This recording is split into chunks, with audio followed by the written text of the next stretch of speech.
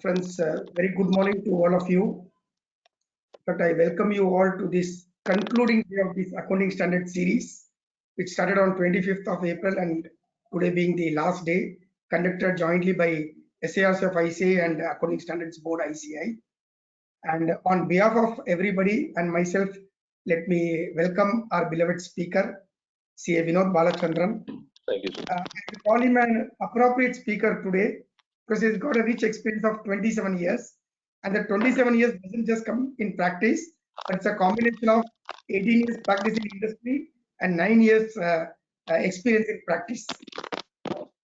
But he has started his career as a finance controller in 1995 and gone ahead to head the finance in 2 companies. And from 2013, he's been in practice till date. He's also a faculty at various bodies, including our own ICAI. And his major qualifications include that he's an insolvency professional, DISA qualified person, and ACCA certified, completed the IFRS course actually. So we are eagerly awaiting to hear from him the accounting standards 11, 12, and 15, which are going to cover the forex transactions, government contracts, and the employee benefits. So I'm very sure, sir, that between the breakfast and lunch, we are going to have a feast actually. So we are eagerly forward to listen to you. Over to you. Thank you. Thank you.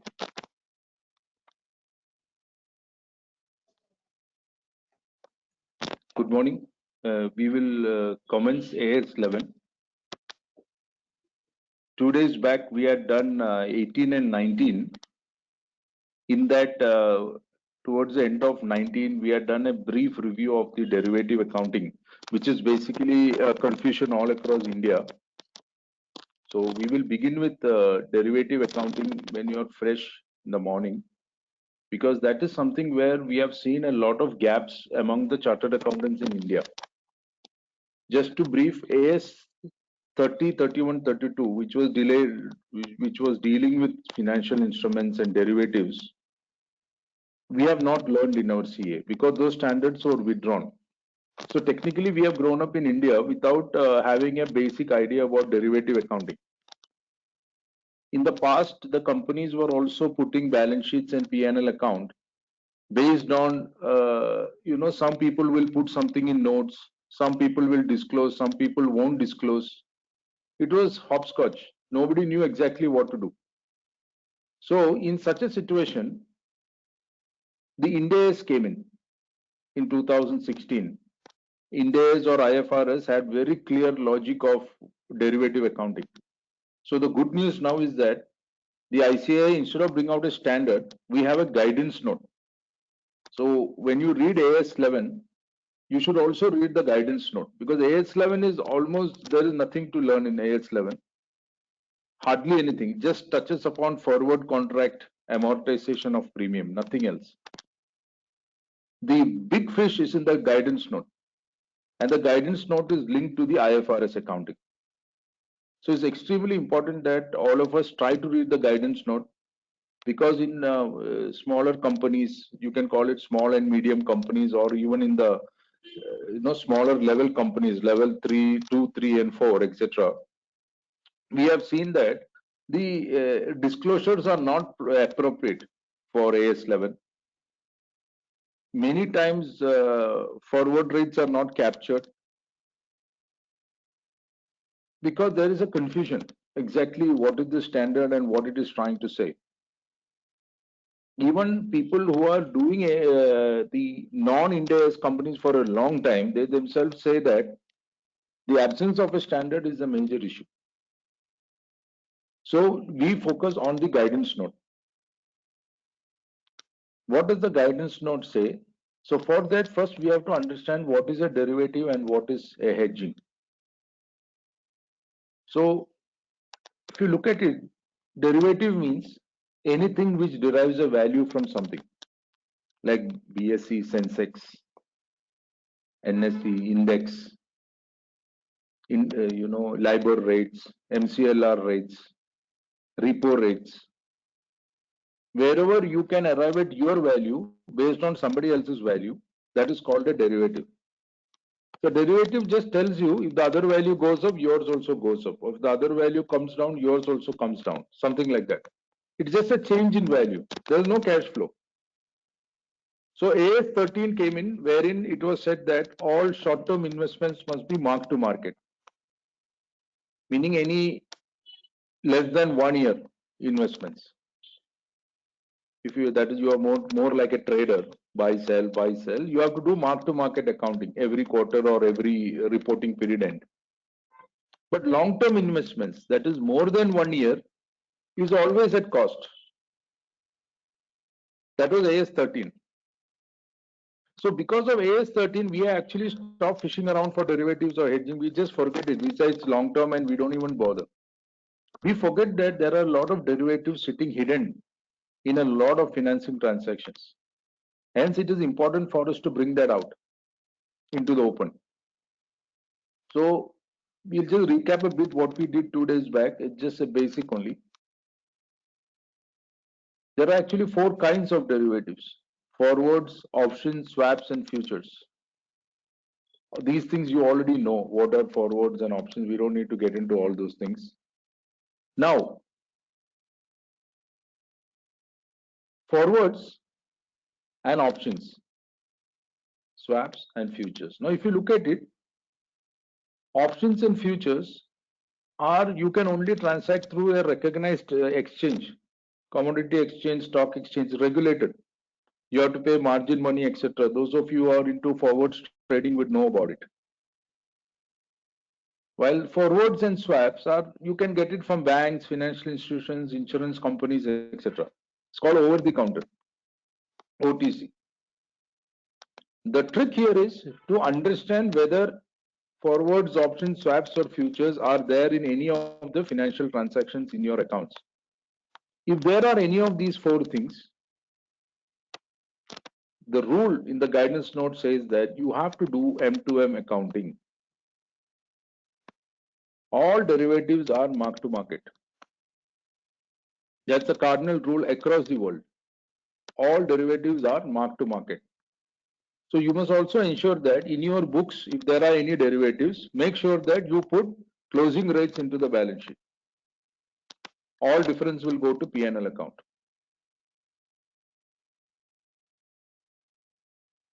Okay, this is the base learning as far as simple derivatives are concerned. Now,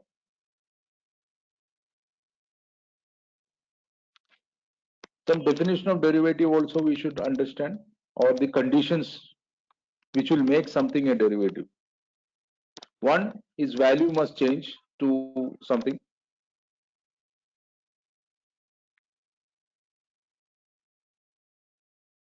There must be, you don't need to make any investment for a derivative. Now for futures trading, you have to put margin money, etc. So that's not treated as an investment. As always settled at some future dates. So to be a derivative, you have to have these 3 conditions. These are basics. Now, because of derivative accounting, mark to market accounting, what happens is that all derivatives are M2M. Mark to market means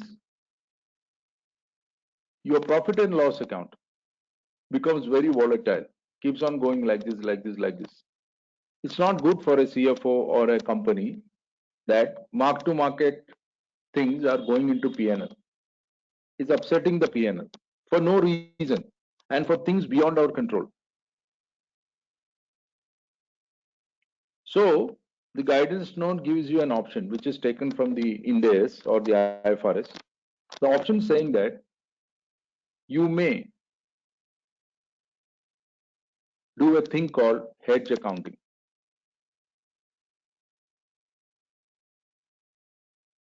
You may, that's your choice. You may or may not. So what is this hedge accounting?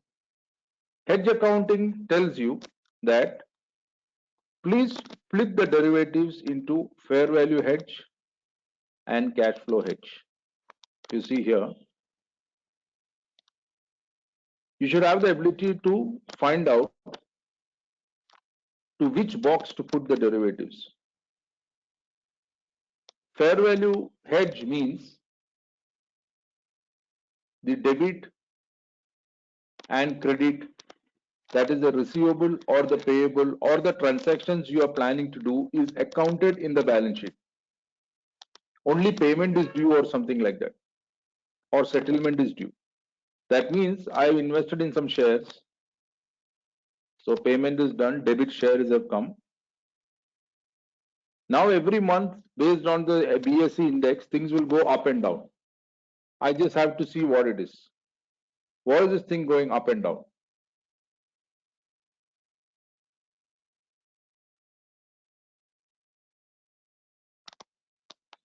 Okay. So only thing is the variability is the fair value changes. That is, till the time you sell that share, the index will go up and down, it will go to P&L account. So fair value hedge means already investment is done, debit and credit is already in the books.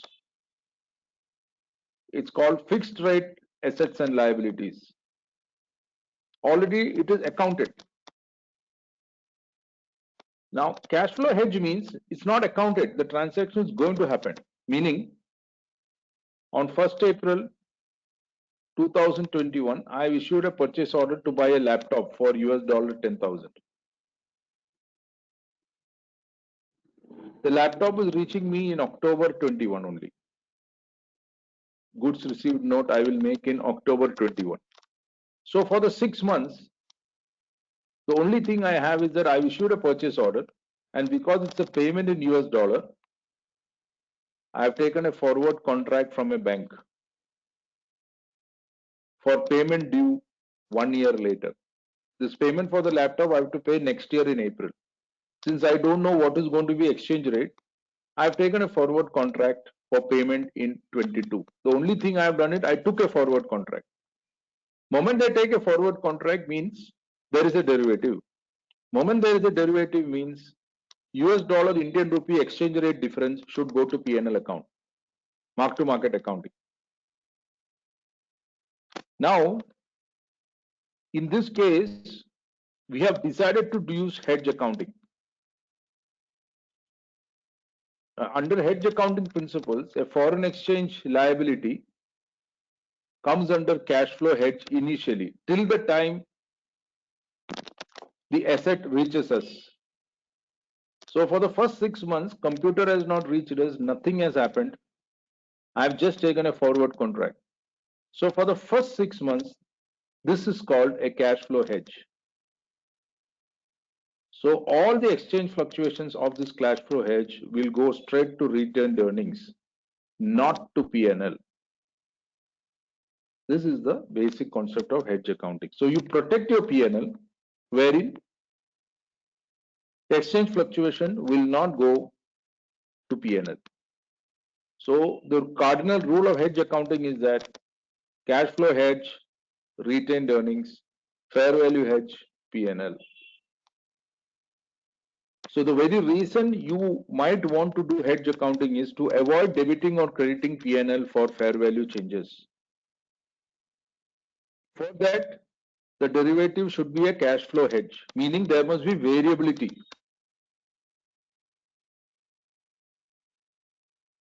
In our case, in October, the laptop reached us. So from October till the date of payment, now this has become a fair value hedge. So up to October, all exchange fluctuation you put in retained earnings. And from October to next year, April, when the payment is being done, you start charging into P&L account. This is in essence the very complex material called hedge accounting. Normally, not very easy for many people to understand. So what you need to do is that spend some time and read over so that we gain experience. It's not as easy as what it's sounding. Whole ability is to split the hedge into fair value hedge and cash flow hedge. Now here we have also put foreign exchange. This is called net investment in foreign operations, which we will study now in AS 11. Sometimes you will have a subsidiary or branch abroad. So net investment in foreign operations is similar to cash flow hedge. So basically you need to know whether it is a fair value hedge or a cash flow hedge. Fair value hedge, put everything in P&L. Cash flow hedge, transfer it to retained earnings directly without moving to P&L. Only when it becomes a fair value hedge later on, transfer everything back to P&L. So for few months, you're protecting the P&L. This is the great learning of hedge accounting. Any queries, you please put in chat so that I'll know that this is getting through. Now the background to this, in the accounting standard, all these guidances were removed. AS 30, 31, 32 was not there. So there was a big gap. When you are doing accounts as per the AS, what do you do for all this derivative? So you follow guidance note as we discussed. Guidance note says that mark to market in P&L. Simple. If hedge accounting is being followed, cash flow hedge in retained earnings. That's a true learning of this. Now, AS11, if you look at it in read through AS11, you'll realize that the only area where AS11 is giving a guidance is amortization of forward exchange premium. That's the only thing AS11 gives you guidance. What is the meaning of that? Amortization of foreign exchange premium. Meaning,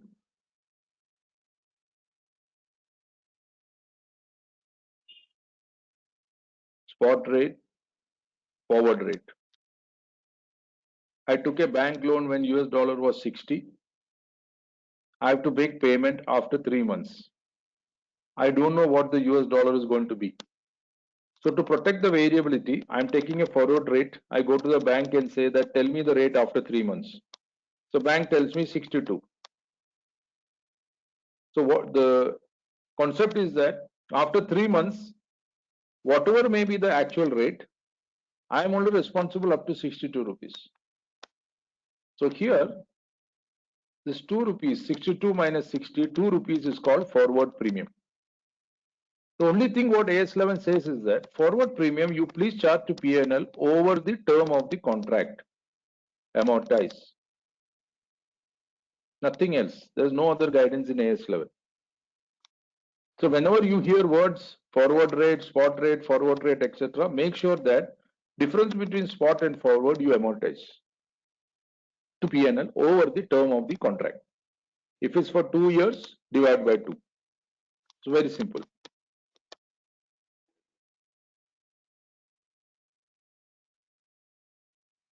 Now,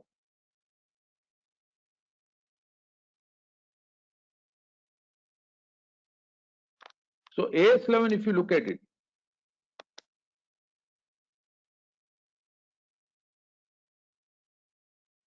AS11 basically now talks about basic things of how to convert exchange rate. The daily transaction you are doing is called foreign currency transactions. Then foreign operations, maybe you are having subsidiary associate, some investment abroad, something like that. And then forward exchange contracts. In forward exchange contract, only amortization of forward premium is in AS11. Derivative hedging are all in the guidance note. So this is the learning. So we have to make sure that we are reading the guidance note because it has got the real material. The AS11 has got seriously nothing. So what are foreign currency transactions? Foreign currency daily in your company or in business, you're making payment, receiving something in different currency. So this is very simple. What it says is that whatever you do on a daily basis, whatever is the daily rate, we call it spot rate, convert it at the spot rate. Matter solved. When the money comes or you pay, make sure you convert in today's rate. Today's rate is called spot rate. Nothing new in that. Now, what happens at the reporting date? There will be unsettled assets, unsettled liabilities, so many things like that. What do you do in such a case? How do you convert? That is also what AS11 is saying.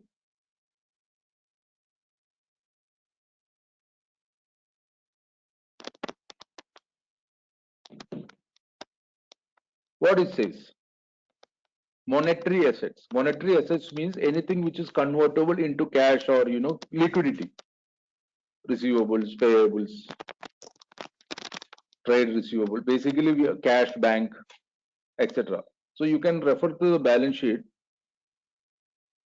Current and non-current assets in the balance sheet. You will have that. Non-monetary basically refers to PPE, intangible, etc., etc.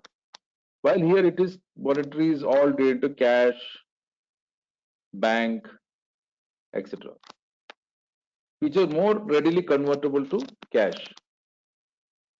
So at the every quarter end or reporting year end, all monetary assets you have to mark to market using the closing rate. Closing rate is the rate as of the reporting date end. So this is purely mark to market accounting at every quarter ending or reporting period. Non-monetary assets which are dealing with PPE or fixed assets, etc. What it says is that on the day you purchase the fixed asset, the transaction rate you have to use of that day. Maybe the asset was purchased 5 years back. So you please make sure that you follow that 5 years back rate. So for PPE, intangibles, etc., use the rate of the date of the transaction. Do not use any closing rate. These things you already know. Now, non-monetary assets also include stock, inventory, investments. Now, these are all at fair value, meaning inventory is cost or market price, whichever is lower, or today's value. Now, investments are also maybe mark to market, etc. Hence, stock and investments are all supposed to be at fair value. PPE intangibles are supposed to be at transaction value because these are like assets, fixed assets, what we call it, fixed. So no change. Don't care about variability. Inventory, investments and all take fair value, which is, M2M value largely. Or for inventory, we call it cost or market price, whichever is lower. Because inventory has a slightly different process of valuation. They don't strictly come under closing rate or transaction rate. They fall somewhere in between. So that's all what the standard says. The daily foreign currency transactions you convert based on this logic. Now, foreign operations means what? You have assets, associate subsidiary investments abroad. Here they split between integral and non-integral operations. Integral operation means it is as good as you are running it from India. Any changes happening, for example, you have some business in London. Anything happening in London, it will directly affect you in India. That is called integral operation. You are integrated. Non-integral operation, basically, this is the most common thing, largely. Integral operations are less, non-integral are more, because non-integral means your business abroad has their own balance sheet. They have cash, they have assets. That money does not come to you on daily basis. They operate as a standalone entity. So wherever it is operating as a standalone entity and does not transfer you funds on a daily basis, or you are not interested in immediately taking back all the money, it's called non-integral. It's long term. An easy way to understand is that non-integral is mostly long term, businesses. These are all very short term, 1 day, 2 day, 1 month business where you want to get your money back quickly. The conversion policy of these foreign operations and foreign currency transactions are largely similar. There's nothing major. Only one difference is there between this and this. This is the accounting of, again, our non-current assets or PPE, etc. the transaction costs of fixed asset, wherever we use that original historical rate or the transaction rate, that is the only difference between integral and non-integral. So what is the difference? I will just show you. Just 1 second.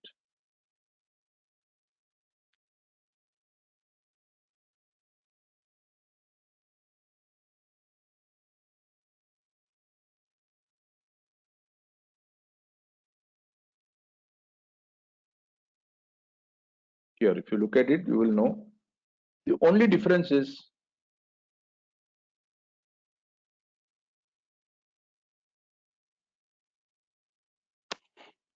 because integral means you are running it exactly like your own company, meaning all non-monetary assets are at historical rate or transaction rate. Because your own policy is applicable there. For non-integral operation, only difference is that non-monetary assets are also at closing rate. There's no other difference. Otherwise, everything is same. So that's the only thing you have to remember. When you have to convert an integral operation, non-integral operation into your accounts for year ending or something,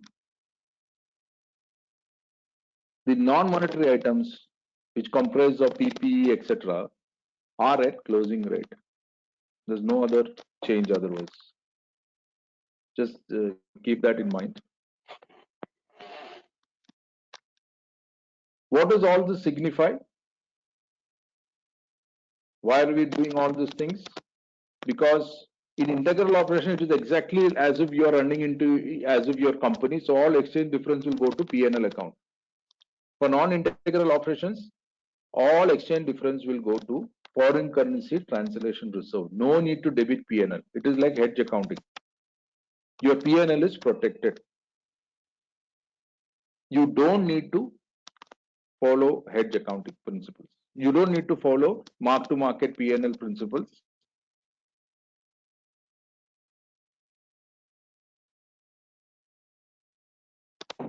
That is the advantage of non-integral operation. It protects your P&L. Means that operation is not necessary for your daily life in India. Hence, exchange difference also should not impact your daily life in India. Keep exchange difference separately in a reserve. Don't take it to P&L.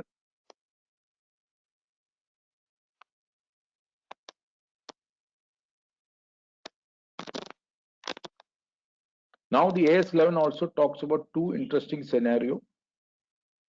And after that AS11 stops. What happens when you convert in some integral operation becomes non-integral and non-integral becomes integral? Non-integral means hedge accounting style. Exchange fluctuations are never in P&L, it is always outside. So when a non-integral becomes integral, don't take exchange difference to P&L, keep it separate only. This FCTR balance will go away when you sell the asset. Till the time that investment or that operation is concluded or whatever, do not take to P&L.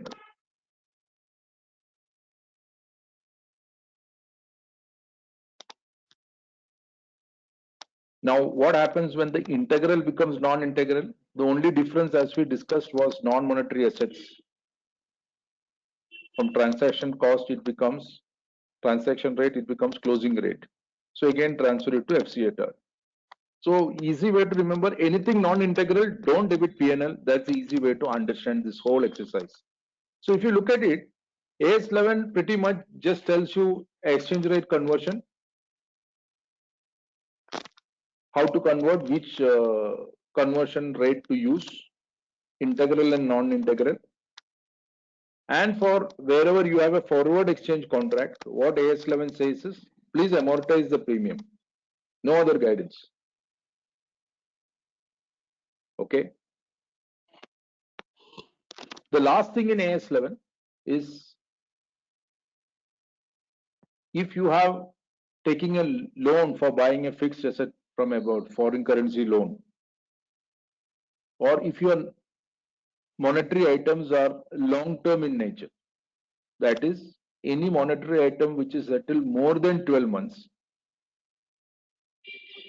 Then if this loan is taken to buy a fixed asset or PPE, exchange fluctuation can be debited to PPE. No need to go to PNL. Now, if this long-term monetary asset is used for buying other than assets, something else, maybe some other thing, anything long-term, you are aware of all this. Foreign currency monetary item translation difference account and amortize. So this is also something similar to hedge accounting, wherein your profit and loss account is being protected from direct debits to PNL. So remember now that any foreign currency loan or liability or asset, anything more than 1 year, monetary assets. Normally monetary assets will not be more than 1 year, because then it is not monetary technically. But there are cases where settlement is going to, a debtor will pay you only after 2 years, or you have taken a foreign currency loan which is payable over 5 years, etc.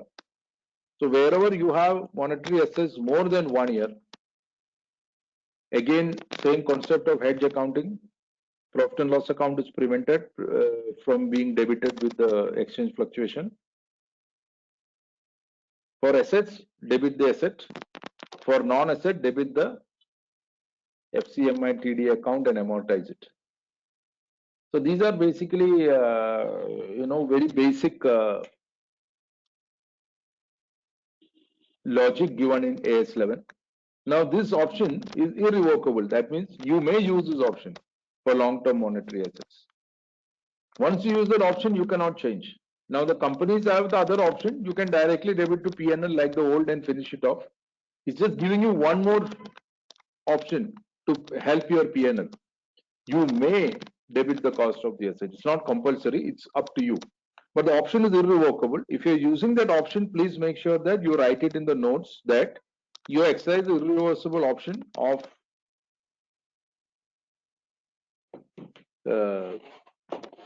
protecting the PNL. Irrevocable means after that, do not use it anywhere else. So this is basically the AS11, which all of you have studied in your accounts, etc. There's nothing major in this. Up to now, if any query is there, please do put it in the chart so that I know that what I'm telling is making some sense. If there's no query, no issues. Now we step into the guidance note, which is the technical part, not very easy to understand. The guidance note actually splits foreign currency transaction into 3 parts: hedging, speculation, derivatives. Hedging means we already discussed. Hedging means any kind of protection you take, like insurance, security guards. So in our case, it is called forward contracts. To prevent fluctuation in a foreign exchange payment, you take forward contract. So the only thing what AS11 tells you is that forward contracts, you please amortize the premium. Meaning there will be no other impact of exchange fluctuation in PNL. Your PNL is protected. Only that difference between spot and forward gets written off. This is called forward exchange contract. What we will do, I prepared a very simple question. If those of you are listening, please try to attempt this question so that you can just get a brief. You can have try to read through the slide, take 5 minutes, no problem. It will just give you simple forward exchange journal entries. Even in the regular accounts also, we observed that many companies are not following these correctly. What many companies, many people or auditors, they do across India is that forward premium, they just amortize and write it off.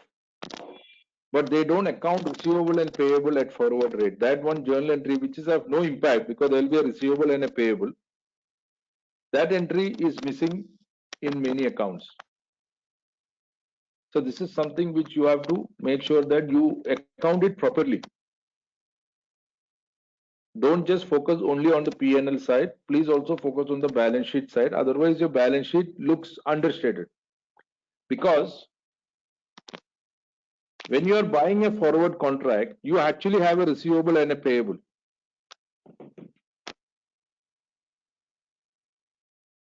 to be settled at a last point of time. So that receivable and payable should come in your balance sheet, which is not the case with most of the balance sheets what we have seen.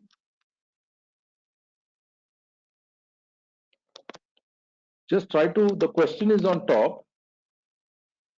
Just try to see if possible. This is the question. It's a simple question. I've taken a loan when the rate was 64.5. That loan in dollars I have to pay after 1 year. So since the loan is taken in dollar, I have taken a forward exchange rate from the bank. The bank said at 65 rupees next year, I will give you dollar. So that means I have a 0.50 paisa forward premium. AS11 says amortize the forward premium. So this 50 paisa should be charged to PNL over the reporting periods proportionately. That's the only thing AS11 tells you.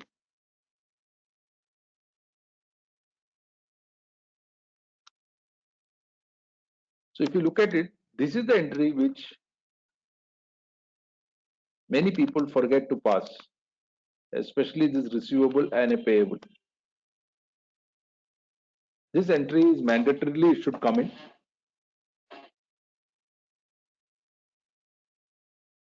Because what it is saying is that by taking a forward contract, I will get dollars for which I have to pay this, the difference is forward premium. In most companies, this forward premium gets accounted. These two entries are not getting accounted. So please make sure that you have the debit, both debit and credit of receivable payable also.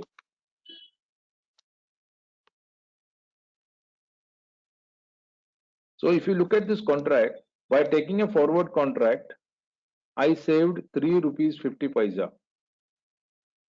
because the actual exchange rate was 68 rupees.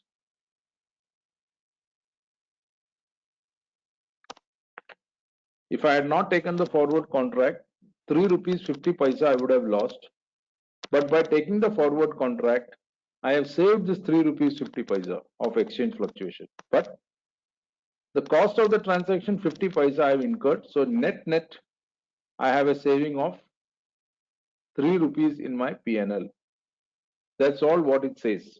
So only this 50 paisa should come into the profit and loss account. Nothing else should come in the PNL. That is why you will see how the entries needs to be passed. There will be a debit and a credit in the PNL, nullifying the impact.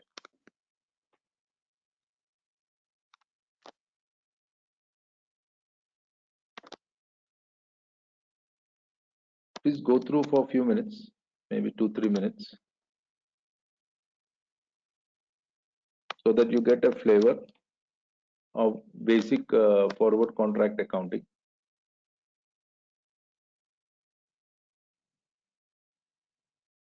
And anybody, if you are having any doubts, etc., you may please feel free to pen your doubts.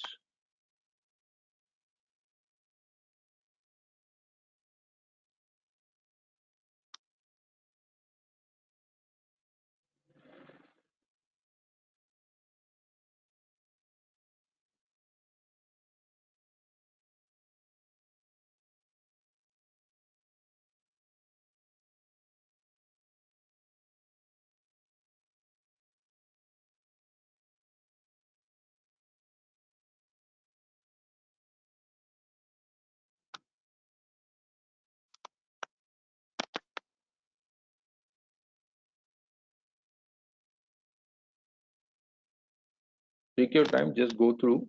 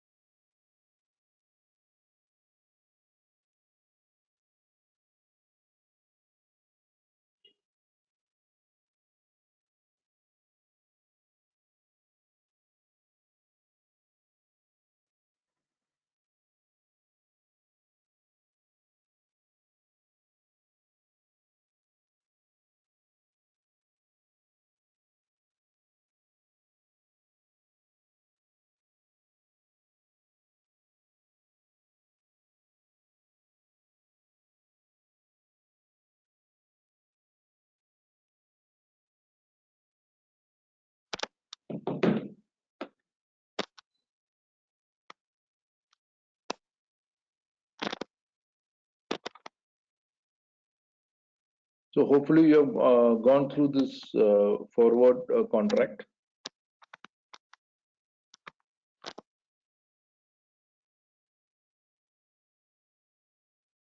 So what we just saw was basic hedging journal entries wherein there is no impact to P&L. Only the forward premium gets debited or credited to P&L. But sometimes it can be forward discount also, it can be profitable also, sometimes it will be loss also. The second part of the guidance note tells you about speculation. A lot of people speculate in foreign currency. They just take some forward contract just to see whether they gain or lose. In speculation, what it says is that you don't need to do anything, just do mark to market. No need to amortize foreign exchange premium, discounting, all those things. AS11 entries are not required. Because speculation, gambling. Whatever the reality, put in P&L. Every reporting end, plus minus, debit to P&L.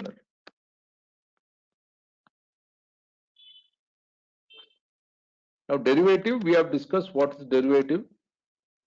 Derivative means forwards, options, swaps, future. Whenever you see these four words in any contracts in the organization, you need to split up between whether it is a fair value hedge or a cash flow hedge. In case you wish to do hedge accounting. If you do not want to do hedge accounting, put everything in P&L account. That is the option given.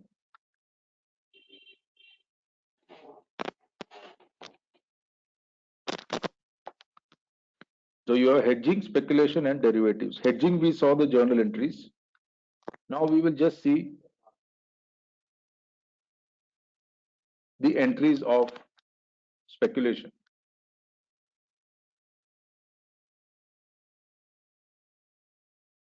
Before speculation, we will do some firm commitments. Then last, we will do speculation. We will do a simple derivative transaction. Just try to read this, some of the numbers, because the entries are in the next page. Some query is also there.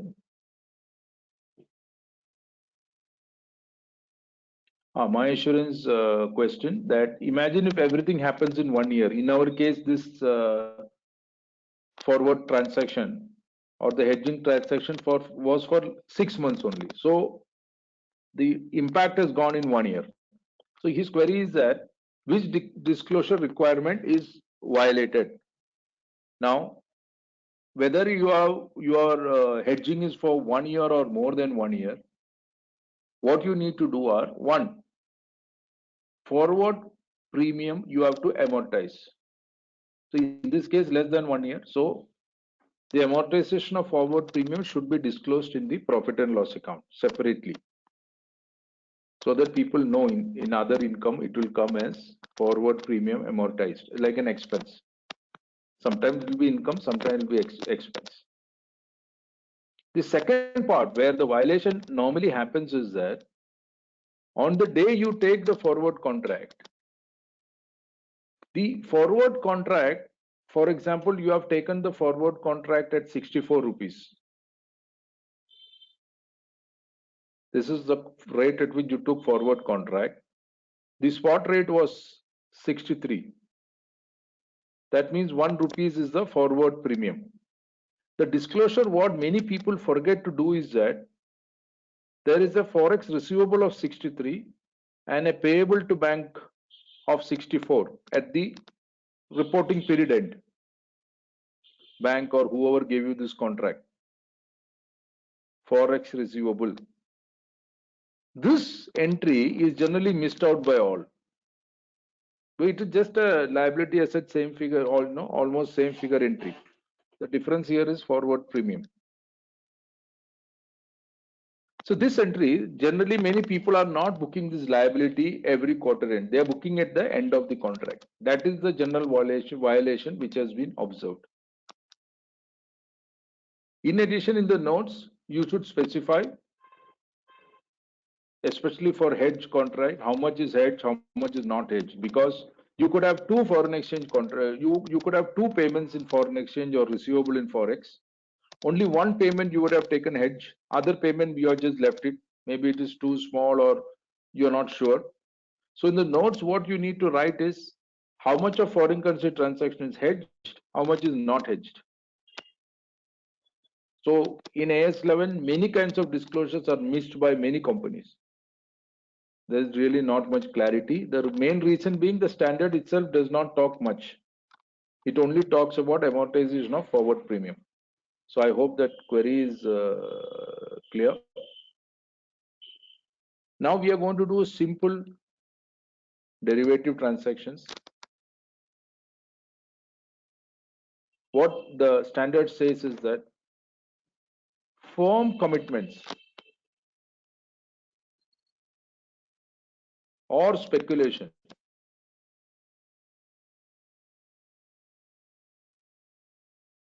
these two AS level does not deal with.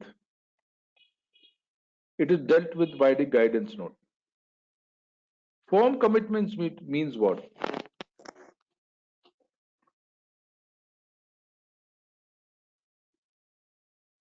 You have an understanding with some buyer or a seller that, okay, I plan to import one laptop from USA somewhere 6 months down the line.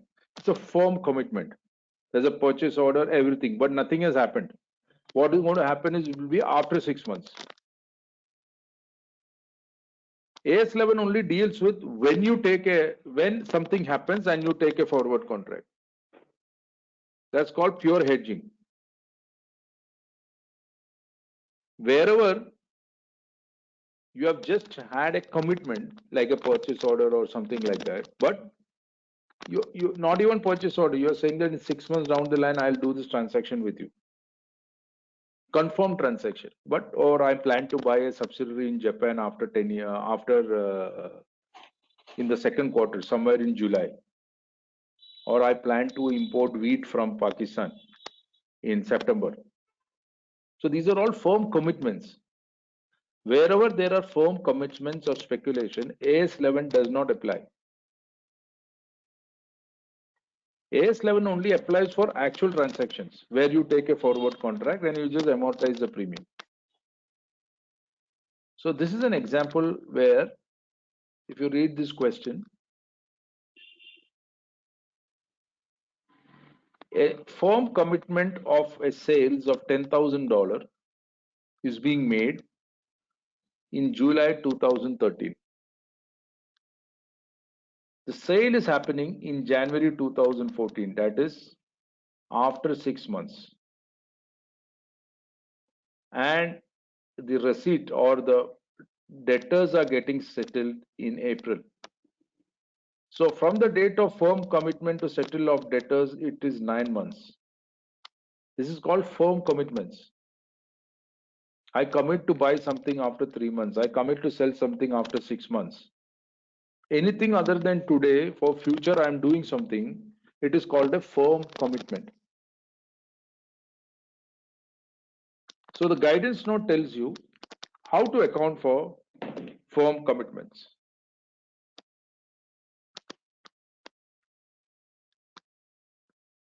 On the date of making firm commitment, the dollar is 64.5.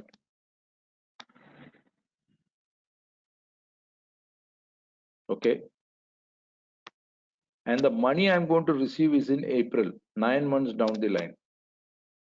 I don't know how much will be US dollar. So I took a forward contract from the bank. Bank gave me a good rate, 65 rupees. So what is happening is that 9 months down the line, I will get $10,000 and that exchange rate is fixed at 65. So I have a 0.5 forward premium. On the date of the sale, this is the transaction. On March year ending, these are the rates. Next year, amount is settled. So this, if you can write down somewhere, we will go to the next slide so that you will get to know what are the simple journal entries to pass in such transactions.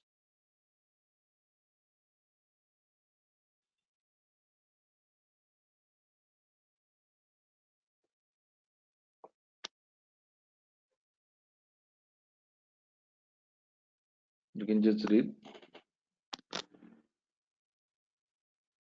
The rate of 65 forward contract was entered. So for this difference,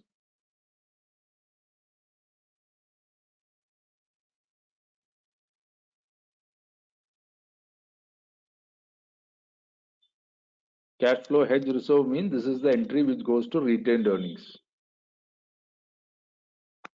It's a reserve. So 3,80,000, the difference between forward rate and the rate 61.2. What is this rate 61.2? I'll take you to the previous slide so you will know.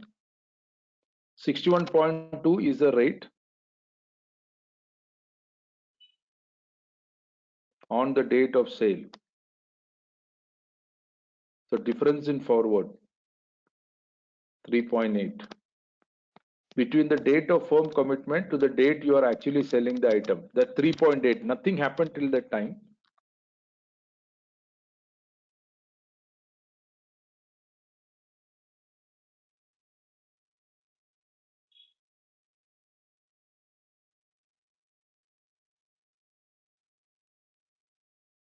There's a receivable and a reserve. That foreign exchange fluctuation up to that time, up to January, goes directly into reserve. It does not affect your P&L account because nothing has happened. I just made a forward contract in the month of July. It's a firm commitment. So I put everything to reserve. I don't take the exchange fluctuation to P&L up to January. In January, what has happened? I made a sale entry. I shipped the goods or I sold the goods. So there is a receivable and a revenue. Moment sale entry is done or the purchase happens, this is called moment this entry is passed, that means there is a debit and there is a credit. On this day, fair value hedge starts because up to this period, nothing had happened. So this up to this period is called cash flow hedge. On the day the sale is booked or an asset or a liability gets recognized in the balance sheet, that means subsequently only the payment is left. It becomes fair value hedge. The moment it becomes fair value hedge, the full amount will get debited to P&L. Whatever was in the cash flow hedge now goes to P&L. So what we have done is that for the period from July to January, for 6 months, we protected the P&L, no debits. That is what this is called hedge accounting, very basic hedge accounting. Protect your P&L since nothing has happened. Now, this accounting is not mandatory. You may do it subject to fulfilling hedge conditions. It's not mandatory. You may do it. That's a learning. After that, it is again basic transactions only, nothing major. You all know about it. Just keep on doing M2M accounting and proceed with the transaction. So the whole purpose here was to show you hedge accounting, wherein for 6 months you have a cash flow hedge, and from the 7th month the cash flow hedge has become a fair value hedge. Fair value hedge means all exchange fluctuations in P&L. So I hope any comments on this? Anybody? Are you able to understand? Please look at these entries for some time so that you have a good picture.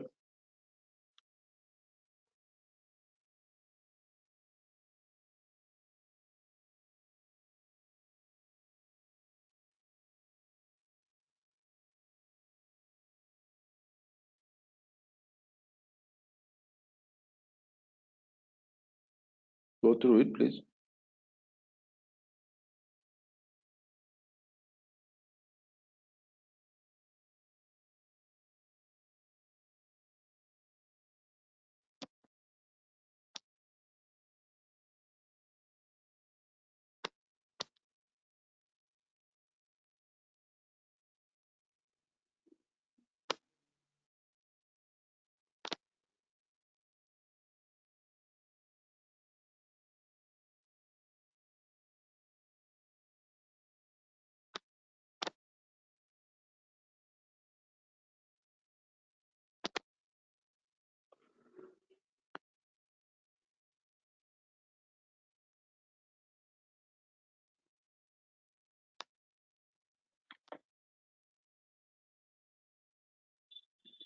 Now the last one in this, speculation.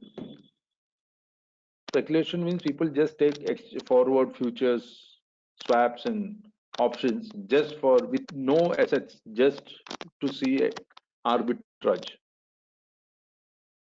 So if the same thing was done as a speculation, the same question, what you need to do is that just nothing, just do M2M accounting. Every quarter ending M2M accounting. That's it. No amortization of forward premium needed.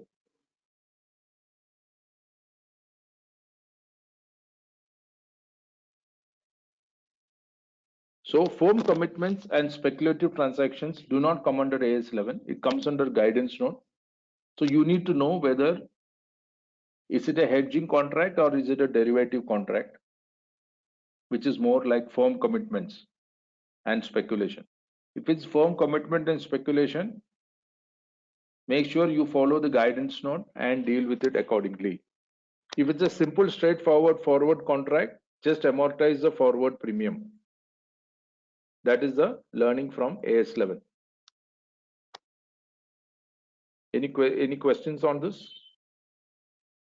Nothing. So a bit more complicated slides. As you are aware, the income tax department does not recognize the accounting what you all do. For income tax return, when you file, you have to file as per the Income Computation and Disclosure Standard, or ICDS. ICDS uses slightly different terminology and accounting compared to AS. So it's very important for you to understand. For when you do AS 11 in your accounts, when you file an income tax return, some concepts what you need to keep in mind. First and most important is that we have learned that exchange fluctuation for buying fixed assets or PPE, you can capitalize. In income tax, there's a slightly different option. They don't allow entire thing to be capitalized. Income tax has got a very dangerous section called section 43A.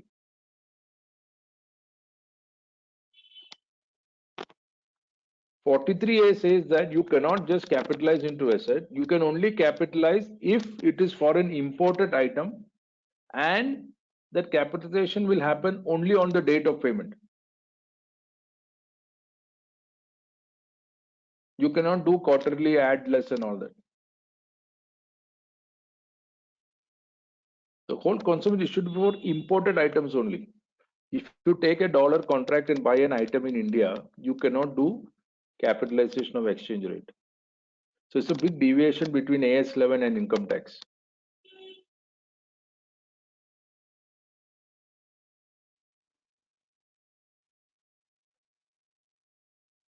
Then the fair valuation of inventory. In the forex transactions, etc., what we have learned is that non-monetary assets for inventory is at fair value. Fair value means it is not the closing rate or the transaction rate, it is the inventory valuation rate, cost or net realizable value, whichever is lower, etc., etc. But income tax says that the ICDS has a separate logic. Is the exchange rate at the date of the transaction. Mostly it is taking the historical or the transaction rate. It is not taking the fair value rate. So these are the two very interesting deviations we have observed between the ICDS and the income tax. ICDS and the accounting standard level. So section 43A, please keep in mind, it's only for imported items and only on the date of payment.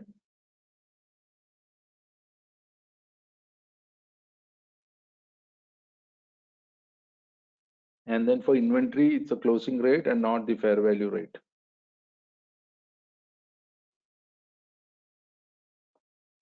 These are all simple, nothing major. As you are aware, for non-companies, which is partnership and proprietors, 4 types of accounting standards, 4 levels of application of AS is there from the year 2021, from last year itself.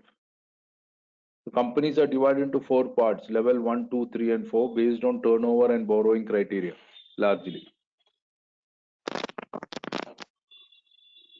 So the exemptions given for level 3 and 4 companies are, for AS11 is that the risk management policy of the company, those kinds of very detailed write-ups you don't need to put. That's all. Otherwise, you have to follow AS11 in entirety. These are exceptions for non-companies, which non-company basically means partnership and proprietorships. Company LLP comes under SMC, small and medium company rules, where the exemptions are different. For SMC company, the relaxation from accounting standard and the revised classification norms are applicable from 21-22 year. For non-companies, it is applicable from previous year, 2021. So this is in turn what is AS11, which is actually a bit confusing and a bit tough. We have to think a bit deeply to understand AS11 in entirety, because we have a guidance note in that case. For firm commitments and speculation, you follow guidance note. There is no guidance in AS11. And the guidance note is mirrored somewhat similar to the IFRS. The trick here is for us to be alert enough to understand a forward, option, future, etc. We should be alert, note that such a thing is there and make sure it is marked to market, unless you want to follow hedge accounting.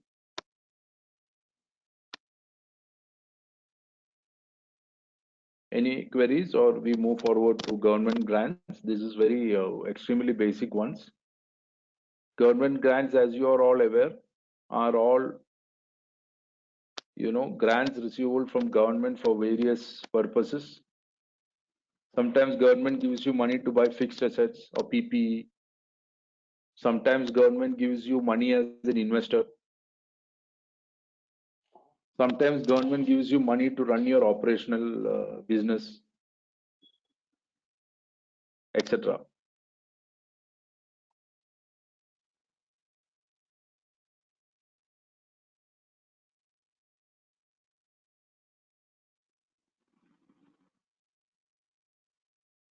So subsidies, duty drawback, incentives are all government grants. Income tax exemption, etc. are not government grants. You understand?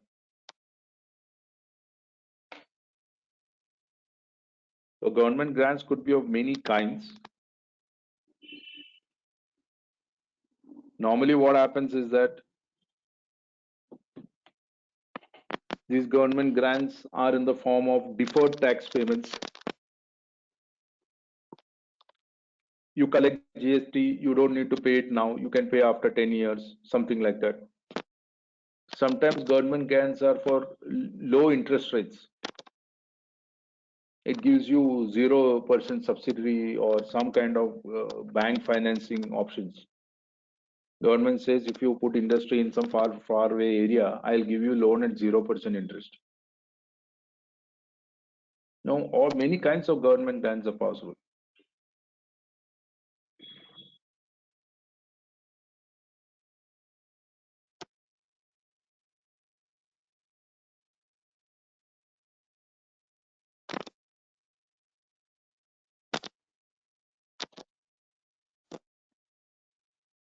Many times there will be government grants where there's no value to put. Government is generally increasing the infrastructure in a particular industrial area, not just for you, for the entire community there. Those are not government grants. Government grants are basically assistance by government in cash or kind. For subject to certain condition, they'll give you either money or some reduction or waiver or something. The concept here is that to get a government grant, there will be some conditions attached. Only if you meet those conditions, it's a grant. If you don't meet the condition, there is no grant. Maybe you have to refund the money.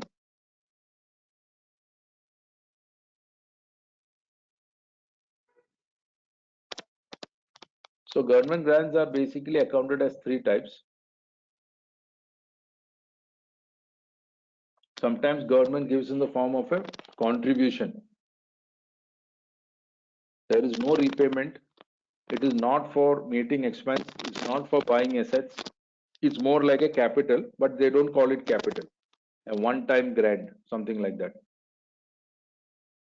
as in the form of a promoter's contribution.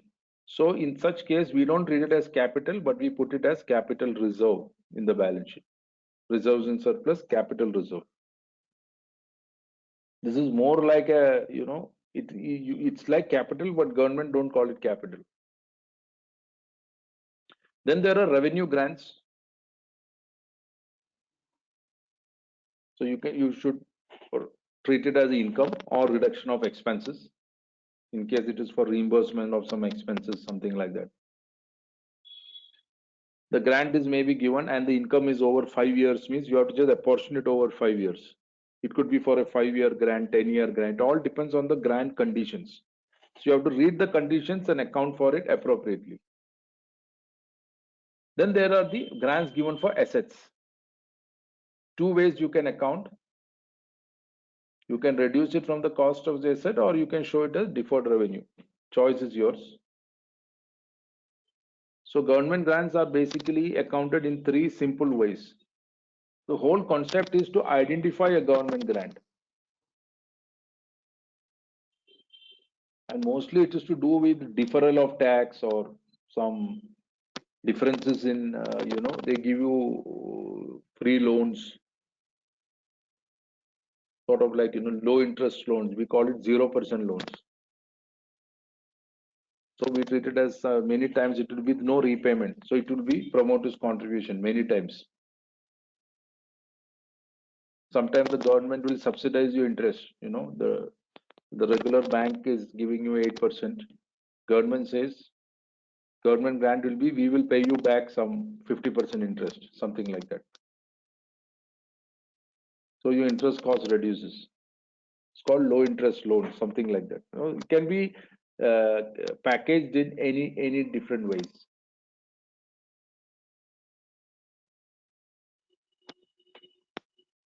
Sometimes there you might have to refund the grants because you don't meet the conditions. So you'll have to reverse those entries. Now, when you refund government grants, make sure you disclose it separately in the profit and loss account as extraordinary expenses. Because you didn't maintain some conditions or something like that.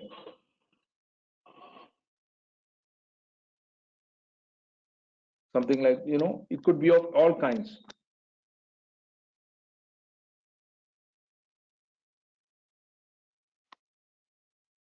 Or it could be due to, some fraud happening or something. So government pulls out the money. Promoters' contribution pulls out. The grant given and utilized 50%, they pull back. Or they ask for all the money back. So there could be a big hole in your P&L. Something like that.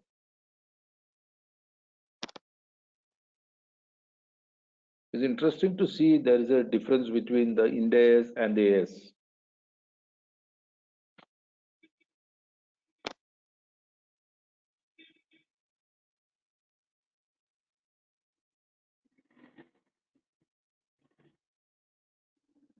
Now, promoter's contribution, the capital reserve concept, is not there in Ind AS.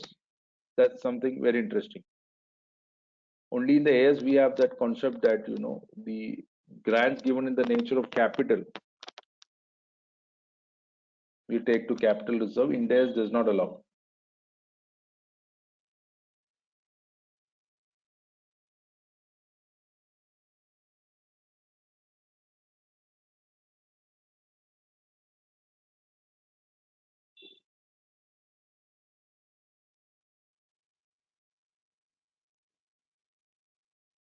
Now, concessional rate of interest,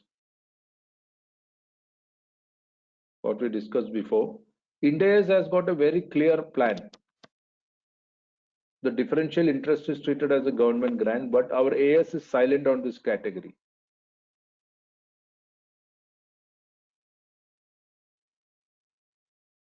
For example, you have a loan of 8%. which is generally the loans available in the market. Government is giving you a loan to start an industry in some backward area at 2%. So market rate minus 2%, there's a 6% fair value gain. Now, since accounting standard is not on fair value, the standard is silent on this category of how to account for this. Our AS is silent. So that is something you have to watch out for, not to blindly take it.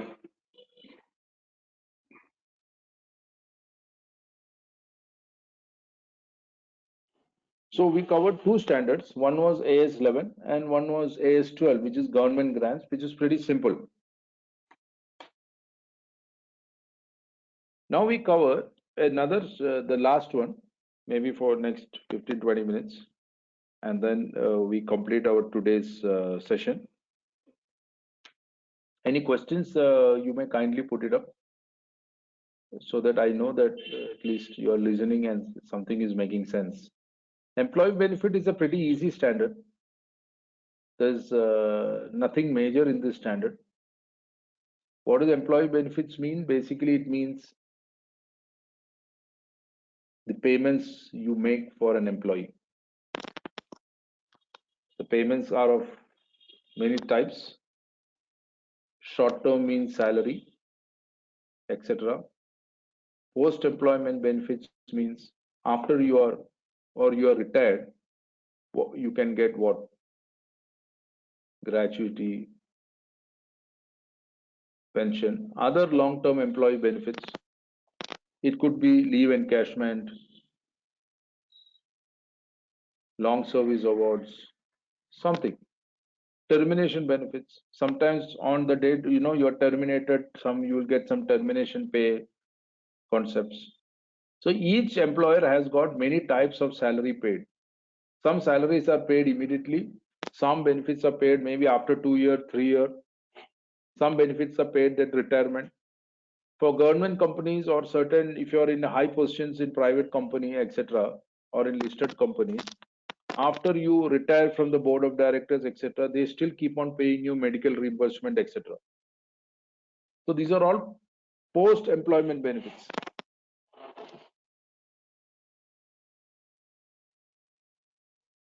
So post-employment and long-term, these are all happening in the future. So it's very difficult to place a value to it because what is the rate at which you will pay, etc., we don't know. These are all current. So you can actually call it current, non-current.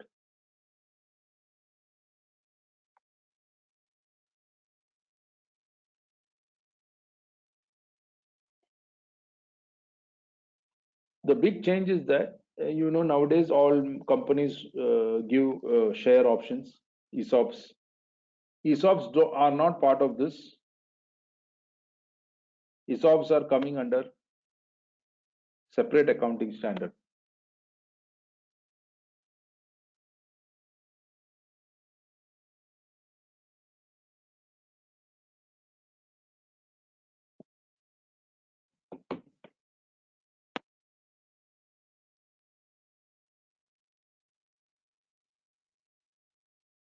Theoretical part can be read with. So some examples of different types of benefits.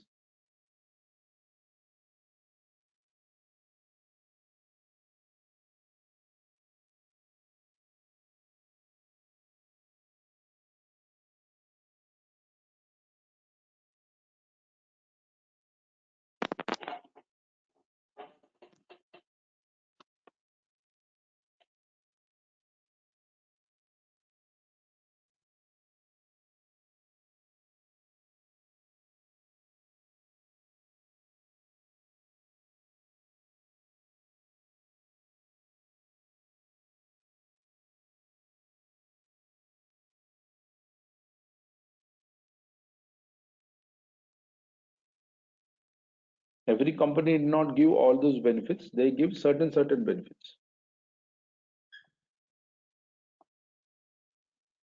So how do you account for short-term benefits? Short-term benefit, very simple, directly debit P&L account. Because these are all benefits happening within 12 months, largely. So directly debit it to P&L and forget about it.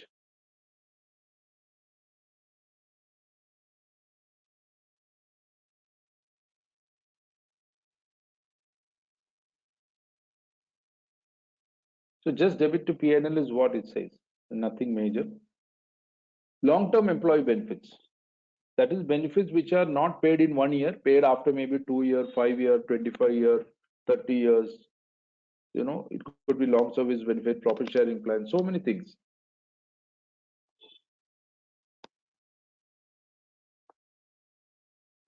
Now, anything more than 1 year means you don't know when you have to pay or whether the employee will remain in the company after 10 years, etc. So in all these cases, you have to employ an actuary, or if you know actuarial science, you can work out the potential liability of a long-term benefit. It's called actuarial valuations. So anything more than 1 year or long term, please try and get it actuarially valued to find out the value of that liability. And debit it to P&L.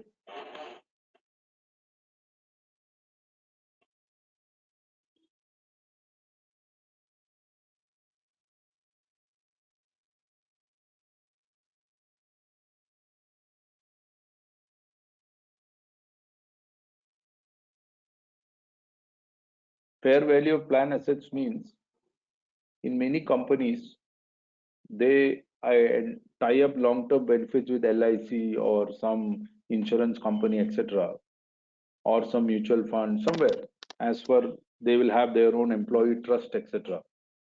So every year they keep on putting money. That money is invested in some assets, stock exchange, equity shares, government securities, etc. So that as and when the requirement is there, from those assets it's paid off. So what the chart said is that anything exceeding the assets you have to provide as a liability. This is the area where all of us are involved, post-employment benefits, which is gratuity and leave encashment largely. So every company should make sure that there's an actuarial liability of gratuity and leave encashment provided. Now from Income Tax Act, please note that Income Tax Act will allow an expense only if it is paid, funded. So unless just by making a provision, you cannot claim expense in income tax. You have to do funding. Now, the interesting part here is that you also have to look at the Ind AS. In Ind AS, what happens? There is a P&L and there is a OCI, second part of the P&L, other comprehensive income. The actuarial gains and losses on pension or any kind of payments, long-term employment benefits, post-employment long-term employment benefits, gratuity, leave encashment paid after retirement. All the actuarial changes come in OCI, not in P&L. That's a big change between accounting standard and Ind AS. In accounting standard, all the actuarial debit or credit based on whatever is it comes into P&L, while in Ind AS, actuarial gains difference on actuarial valuation will go to OCI. It doesn't go to P&L. So in Ind AS, actually there is a savings in expense. Certain expenses will never get booked into P&L. The actuarial gain loss on long-term employment benefits, post-employment, will never get debited to P&L in an Ind AS company. While in an AS company, everything goes to P&L. So post-employment benefits are again two types, contribution and benefit plans. Contribution plan means like Provident Fund. You put money, employee share, employer share, finished. The employer is not responsible for anything more than that. He just contributes, pays the money to the PF and goodbye. When the employee retires or resigns, he takes the money from the PF government department. nothing to do with the employer. So there is in a contribution plan, the employer does not have liability. Today, what's happening in the government departments, etc., is all moving into contribution plans, so that the government's fiscal deficit can be contained. In the past, they had benefit plans. If you work so much in government, you will be getting this much pension, whether you pay for it or not. Now, depends on your payment and the employer share, you get the benefit. So you have contribution plan and benefit plans. Benefit plans are basically where you need actuarial valuation, which is like gratuity, leave encashment, etc. Some question is there from Maheshwaran. For a non-company means partnership or proprietorship largely. If the entity is not liable under Payment of Gratuity Act, can they just disclose that no provision is to be made? Yes, if there is no liability to provide, and it is not, see, the thing is gratuity, whether it is based on rule or in some companies they put in an employment letter, yes, I will give you gratuity. So if they put in employment letter, you have to provide. Now, if you are not due for gratuity, I have only one staff. I am not due for ESI, PF or gratuity. I have nothing. So I'm not under this act. So no provision. Statutorily or legally, I should have a payment to make. If both are not there, then there is no need to provide. I hope that is clear.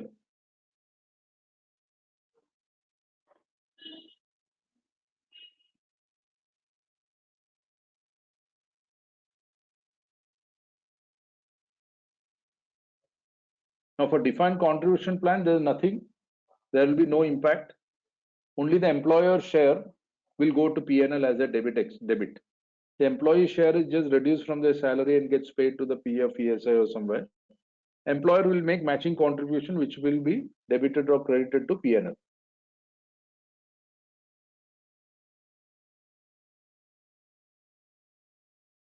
Now, another question is there from again Maheshwaran. Should we always go for actual value of provision? Should we always go for actual valuation for provision of a non-company? Simply calculate as per Act. No, Maheshwaran, you have to go for actual valuation. The reason being, I really do not know whether that employee is going to stay in the company till retirement, for example, for gratuity or anything, post long-term benefit. How do you even know how much to provide? Because it is always at the last drawn salary you have to pay gratuity, PA, leave encashment, everything. Today my salary is 20,000. When I retire, my salary might be 75,000. I don't know. Provided I stay in that company for so long. So how do you make a provision? It's very difficult.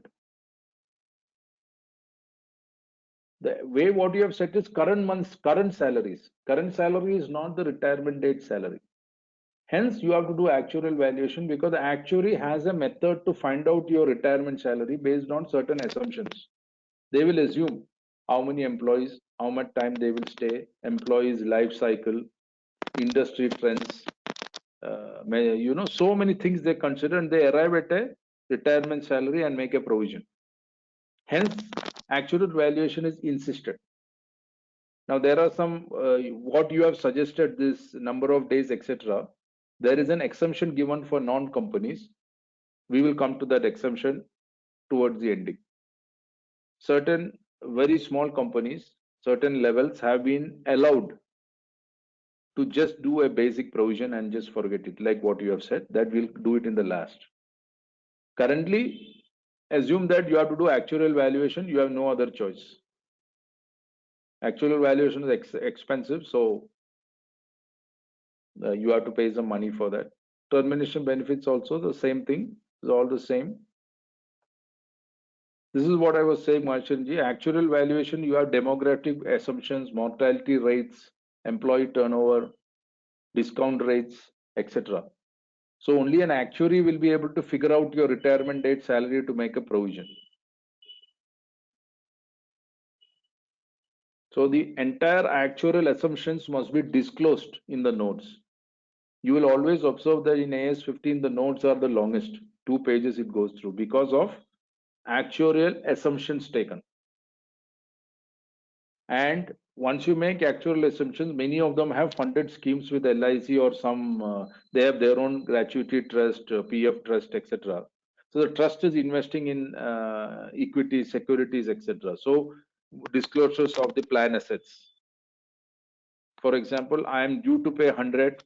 All my investments are giving me only 90. So I have a 10 rupee shortfall. The 10 rupee has to be provided in the PNL. Sometimes I will have more assets, less to be paid, etc., etc. So actual assumptions are key thing. Now this is what I was saying. If you're in level 2, 3, and 4,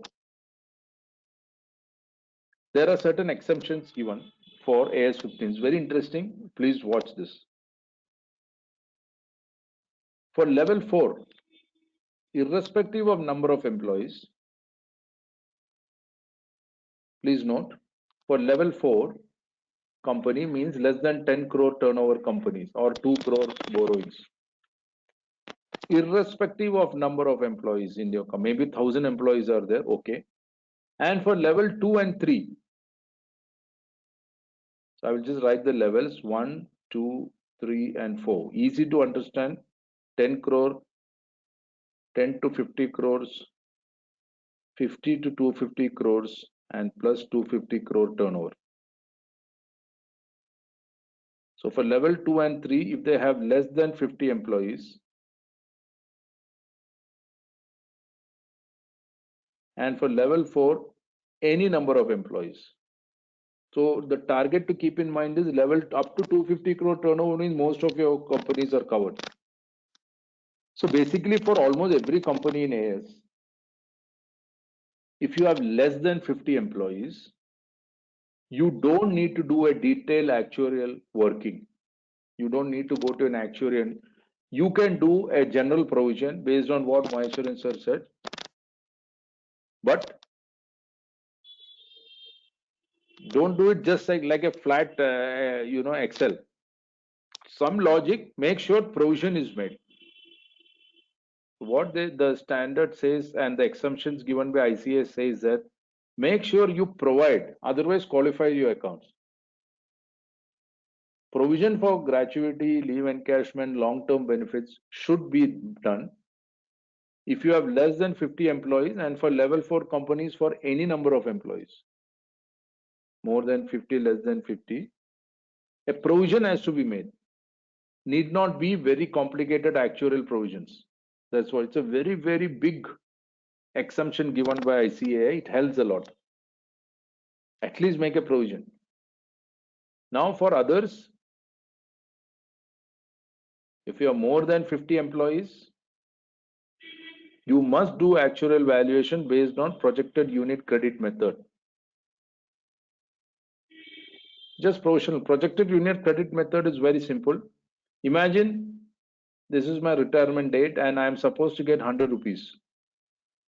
So how much should I invest today so that that money invested with interest will go add up and reach 100? Simple discounting, present value. So if you go to Excel and do equal to FP, future value, and put a discount rate, you can largely get projected unit credit method in 2 seconds. So try using those exercises to arrive at some kind of sensible figure. But you have to do actuarially. So you have to appoint an actuary. Now this method you can do for these less than 50 and this equal to FE formula in Excel and try to arrive at somewhat interesting figures. But many companies don't even do that. They just do some very approximate provision. So this is a very, very major exception given for companies less than 250 crore, that you please make sure, and less than 50 employees, general provision is made.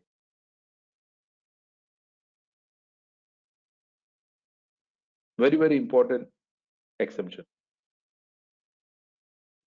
This is for non-companies, basically partnership and proprietors.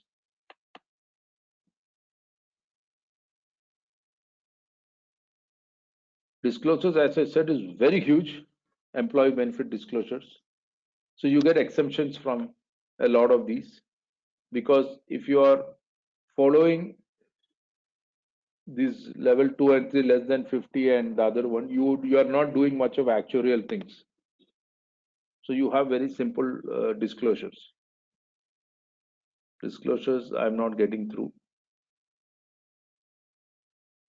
I've just put some sample disclosures for you from some notes. How they disclose in the notes.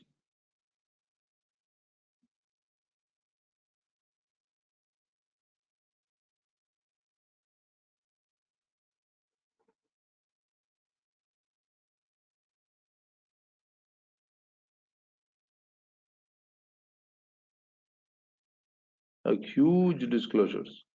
Basically, plan value of assets, obligations, reconciliation of, because whenever you have funded gratuity PF schemes where you invest in the markets, etc., there will be a lot of disclosures on how many assets are there, what's the liability reconciliation, and there will be service cost changes.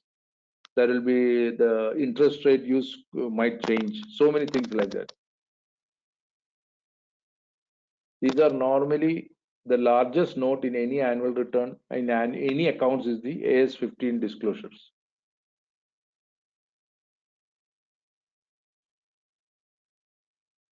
Also, you have to give all the actuarial assumptions. If you see, the last part of this is giving you all the actuarial assumptions. Very important. This is for companies more than 50 people.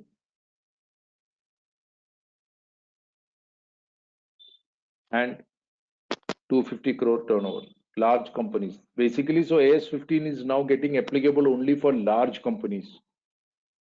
And if you have less than AS 50 and if you have less than 50 numbers, very hardly anything you have to make a provision, bit of notes and forget it.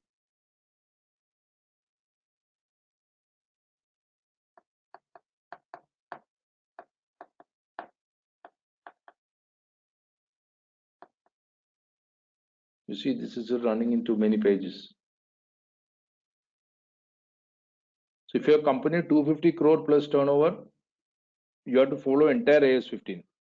If you are level 2 and 3, if you are less than 250 crore turnover, that is why you are level 2 or 3. And you have less than 50 employees, just a general provision. If you have more than 50 employees, actuarial provision. You don't need to do full disclosures, just basic actuarial disclosures only.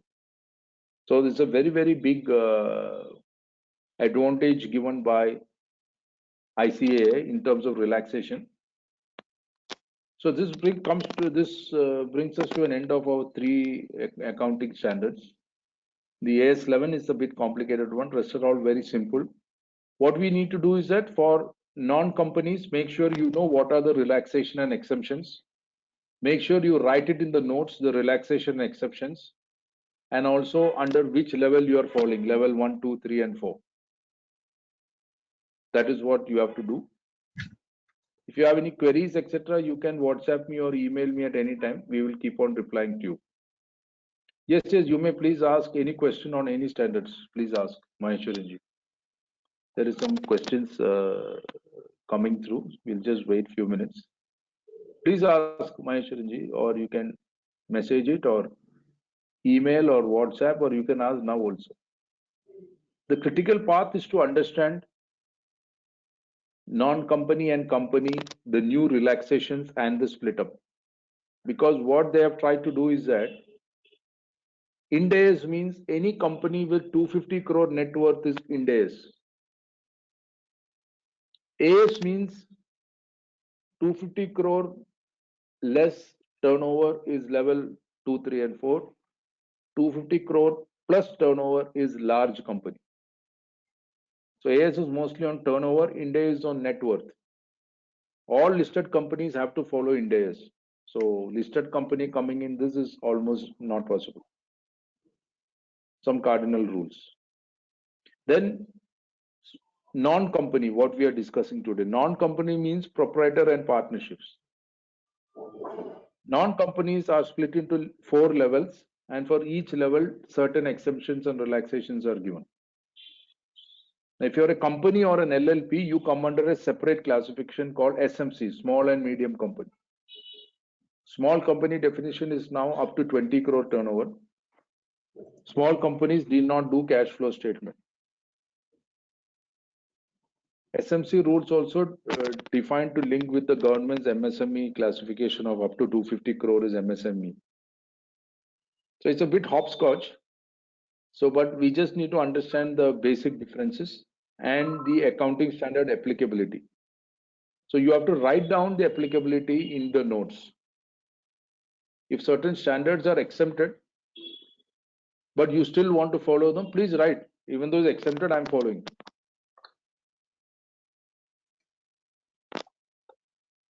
Anybody has any other questions, or should we close? You can ask now any queries. We have time, or you can send it to my mobile WhatsApp mobile number or email. We can reply at any time. Yeah, there's a question from Nimesh ji. Vinod ji, I have a question if you are done with everything. Yes. Yeah, sure, sir. Please. The institute also came up with some level 1, level 2, level 3. Is it again based on only the AS, or those are totally entirely independent of the AS? Entire thing is based on AS, sir. Only AS. Level 1, 2, 3, and 4 is for AS for non-companies. That is partnership and proprietors only.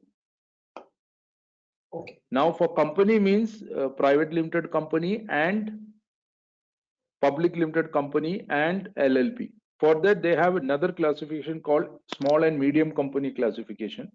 That classification is effective from the year 21-22. This small company classification is effective from previous year 2021.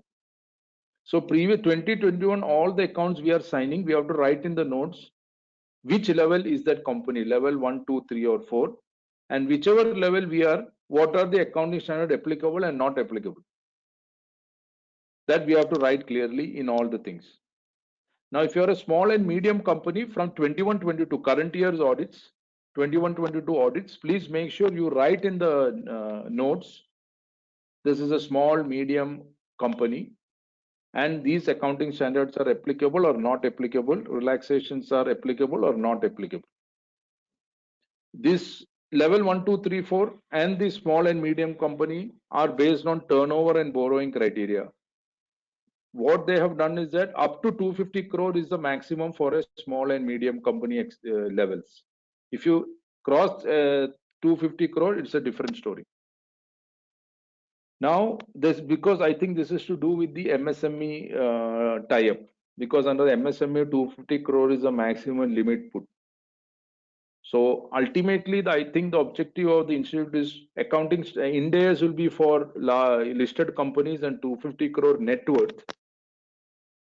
AS will be for unlisted and smaller companies.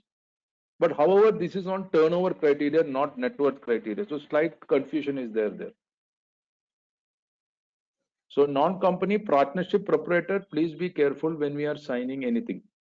We have to put it into levels and identify. Anything more than 250 crore, all accounting standards are applicable. Turnover plus 250 crore, all AS is applicable. But they have given some very nice small relaxations, like a level 4 company, no need to follow this deferred tax accounting and all those things. That is up to 10 crore turnover. You actually have to do nothing, just some basic accounts and basic disclosures. Now we have. Yes, just you can check if there are any other questions also. Yes, sir. 2 more questions have come. Now, Nimeshji's one question is there. If a company is newly incorporated and has no employees till end of financial year, can we just disclose in notes that as AS 15 disclosure not applicable? Yes. If there are no employees, definitely there is no employee benefits. But it is very strange that a company is just an incorporated company, maybe. Directors are only there. But director, a whole-time director is also an employee. There's a short-term benefit which accrues. If it's for a small and medium company. For partnership and proprietors, it's a different story. There will be nothing. That is correct, Nimeshji. Now, Maheshwaranji's question, a non-company has not provided for depreciation till now. Now they project useful life and start. If so, One second, I'm just trying to read that fully.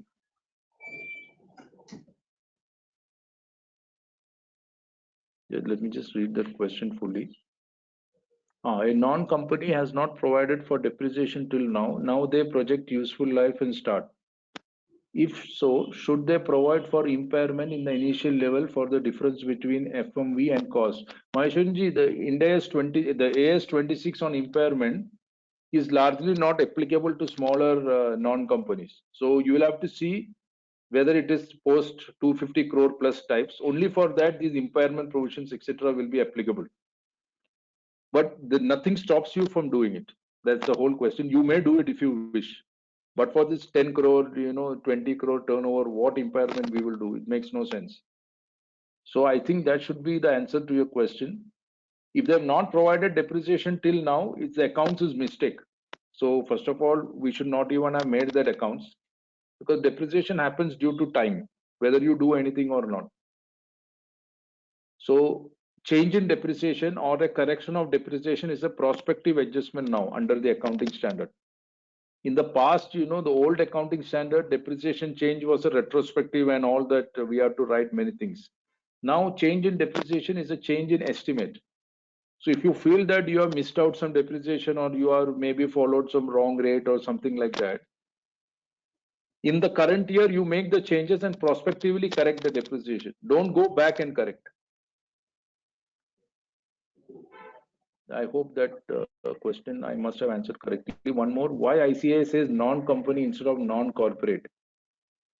That is, I wouldn't know. I think non-company may be easier to understand because there is a whole confusion which came in. This LLP.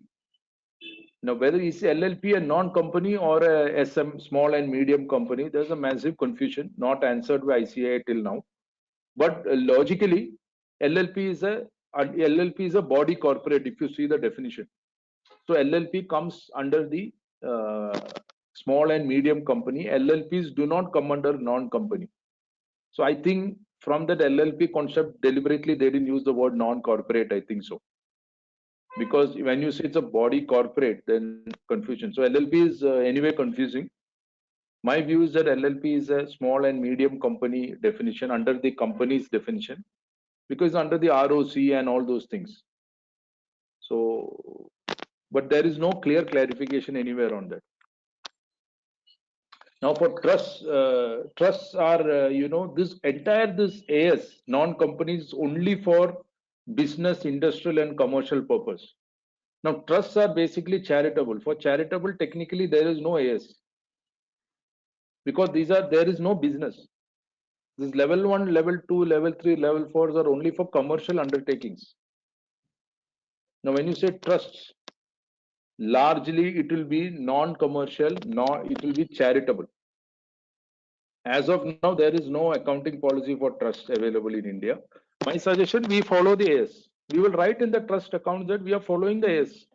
It has to follow some logic, even though it is a charitable. Because even under the Income Tax Act, you will realize that for a trust, you don't need to file a balance sheet or a P&L. It's only Form 10B, which is being filed to see application of accumulated resources. So from that logic, if you're operating a trust, I would say that write in the notes that you're following the policy accounting standard by ICAI. You have decided to follow. Nobody stops you from not following it. And you can write that this trust has an income less than 10 crores. So I'm following level 4 disclosures and keep on following it. Have a logic. So currently in India, we don't have a trust accounting standard or a society accounting standard. We don't have. This current AS non-company is only for commercial enterprises. For non-commercial, we follow the AS. Now, another question has come.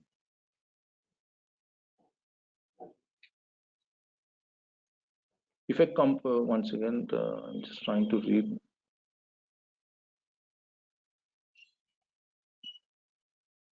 Yeah, I think these are the only questions which I have seen. Anybody has any other question, you can ask. So I think there's nobody. Fine, Vinod. Yes, No, sir. We have taken up all the questions, sir. If there's any, we'll mail it to you, sir. Or the mail you can Yes, respond sir, it no at your problem. place. No problem, sir. Thank you. Friends, if there are No any problem. queries still on any accounting standards, you can feel free to. Yeah, they can post it. Yeah, they can post it or email or whatever. Thank you, sir. So Thank you very much, thank sir. you so much. And as Thank you promised, it was a feast between the breakfast and the lunch. Of course, we are able to complete most of the things, and looking forward for yet another series of sessions on accounting standards from you. No problem. We'll also get in touch with you Thank on you, sir. certain standards on auditing also, so that our members sir. will be. So thank you all participants, Thank you, and sir. thank you. Thank you. Wonderful presentation. Thank you, sir. Thank you, sir. Thank you, sir. Thank you.